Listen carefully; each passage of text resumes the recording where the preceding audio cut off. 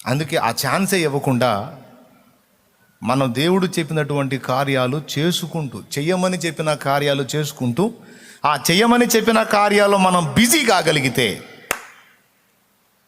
ఇక నేను వ్యభిచారం చేయొద్దు, దొంగతనం చేయొద్దు, నరహత్య చేయొద్దు, అసలు ఈ ఆజ్ఞలే పట్టించుకోవద్దు.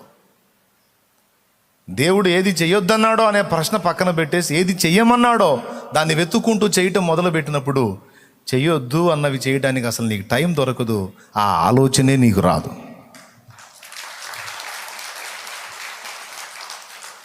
రెండవది, ఇది చేస్తే నాకు ఇలాగవుతుంది, ఇది చేస్తే నాకు అలాగవుతుంది, ఇది చేయటం వల్ల నేను ఇలాగవుతాను, ఇది చేయటం వల్ల నేను అలాగవుతాను, ఇది చేయకూడదు, అమ్మో చేస్తే నరకానికి పోతాను, అమ్మో చేస్తే సైతానుకు జిక్కుతాను, అమ్మో చేస్తే పరిశుద్ధాత్మను పోగొట్టుకుంటాను, అమ్మో చేస్తే తేడా పడతాను అనుకుంటా, నేను ఇలాగైపోతాను అలాగైపోతాను, అమ్మో చేయకూడదు చేయకూడదు చేయకూడదు అనుకుంటా పదే పదే పదే పదే పదే పదే ఒక నరక యాతనలాగా మన మైండ్ మారిపోయింది. ఎంతమందికి ఆ ఫీలింగ్ ఉందండి? భయంకరమైన ప్రెజర్ వచ్చేస్తుంది. ఒప్పుకుంటారా? నిజమేనన్నా, ఇది పెద్ద అది. మరి అంత పెద్ద ఒత్తిడిలో ఇక రక్షణానందం అంటే ఏంటి? ఇంక రక్షణానందం ఏముంటుంది? పాపము నుండి విడిపించబడ్డాను తండ్రి, నన్ను విడిపించినందుకు నీకు స్తోత్రం అని చెప్పడానికి ఆస్కారం ఎక్కడుంది? ఎక్కడ మళ్ళీ అది చేస్తానో, ఎక్కడ తేడా పడతానో, ఎక్కడ రక్షణ పోగొట్టుకుంటానో అన్న భయములో పెద్దస్తమానం దాని గురించి ఆలోచిస్తూ గందరగోళం అయిపోయి చాలా ఒత్తిడికి గురవుతున్నాం కదా. ఇంకా ప్రశాంతత ఎక్కడా? రక్షణానందం ఎక్కడా? ఆనంద గీతాలు ఎక్కడా? ఆత్మలో పరవశం ఎక్కడా? ఈ ఒత్తిడే సరిపోయిందిగా. అటు అడుగు జారుతానేమో, ఇక్కడ తేడా పడతానేమో, అది జరిగిద్దేమో, ఇది జరిగిద్దేమో, అది అవుతుందేమో, ఇది అవుతుంది, ఇదే సరిపోయిందిగా బతుకంతా. కానీ దేవుని వాక్యం ఏం చెబుతుందంటే ఆ సెక్షన్ అంతా పక్కన పెట్టేసి విధి రూపకమైన ఆజ్ఞలు సిలువకు కొట్టేశాడు మేకులతో. అర్థమైందా? ఆజ్ఞ మరణాన్ని కలిగిస్తుంది. ఆజ్ఞ అతిక్రమమే పాపం, పాపం వల్ల వచ్చు జీతం మరణం. ఆజ్ఞ మరణాన్ని కలిగిస్తుంది, మరణం యొక్క ముళ్ళు పాపం అన్నాడు.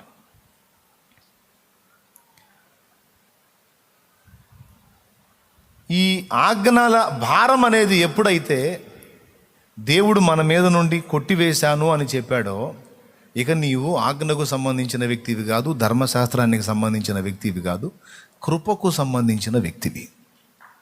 దేనికి సంబంధించిన వ్యక్తివి? కృపకు సంబంధించిన వ్యక్తివి. కృపకు సంబంధించిన వ్యక్తివి కనుక ఇక ఆజ్ఞ కానీ, ధర్మశాస్త్రం కానీ, దాన్ని ఆధారం చేసుకొని ఏలుబడి చేసే పాపం కానీ ఇక నీ మీద ప్రభుత్వం చేయటానికి లేదు. ధర్మశాస్త్రం ప్రకారం నువ్వు అనర్హుడివి.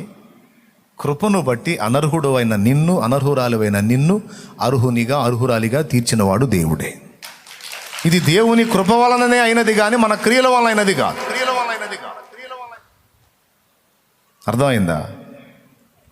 కాబట్టి ఆజ్ఞ నెరవేర్చినందున నువ్వు మంచివాడివా? ఆజ్ఞ నెరవేర్చినందున నువ్వు నిత్య జీవానికి వారసుడివా? లేకపోతే దేవుని కృపను బట్టా? పెద్దగా చెప్పాలి, అందరూ చెప్పాలి.